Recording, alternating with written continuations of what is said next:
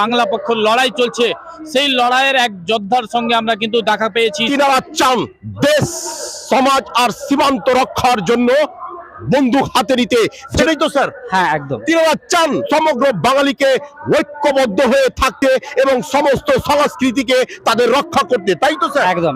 তিনারা চাইছেন যেন আমাদের বাংলার সমস্ত বাঙালি ছাত্র ছাত্রীরা নিজের মাতৃভাষার মাধ্যমে পরীক্ষা দিয়ে সফলতা অর্জন করে তাদের নাম সুনাম এবং সমস্ত গার্জেনদের নাম সুনামকে সমুন্নত করে তুলে ধরতে এই নিয়েও তিনাদের লড়াই, তাই তো দাদা? একদম একদম। যদি আমরা ভূমিপুত্র সংরক্ষণ না করতে পারি তাহলে কালিয়াচক থেকে শুরু করে সমস্ত বাংলার বাঙালিরা আজ ভিন রাজ্যে গিয়ে কাজ করতে বাধ্য হচ্ছে, তার উপরে আলোকপাত করেছে এরা, তাই তো স্যার? একদম। বাংলা ভূমিপত্র সংরক্ষণ, হ্যাঁ, আমরা দর্শক মণ্ডলী তিনারা আরো বলছেন আমরা চাই ভারতীয় সেনায় যে বাঙালিদের মানে যে জন্য জায়গা হয়, বাংলা ভাষায় আমরা পরীক্ষা দেওয়ার সুযোগ পাই না বলে আমরা সফলতা অর্জন করতে পারি না, কিন্তু আমরা চাই যে আমরা যাতে বর্ডারে আমরা বন্দুক ধরতে পারি, আমরাও যেন দেশের জন্য লড়াই করতে পারি।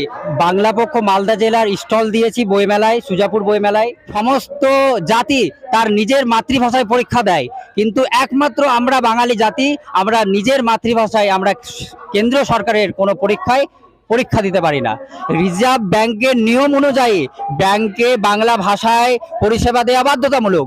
রিজার্ভ ব্যাংক বলছে আপনি যেখানে ব্যবসা করবেন সেখানকার লোকাল যে ল্যাঙ্গুয়েজ, সেই ল্যাঙ্গুয়েজে আপনাকে পরিষেবা দিতে হবে। আমরা সেই সব বাঙালিকে ঐক্যবদ্ধ করতে চাই এবং নিজের ভাষা সংস্কৃতিকে বাঁচানোর লড়াইয়ে বাংলা পক্ষে যুক্ত হওয়ার জন্য আহ্বান করতে চাই।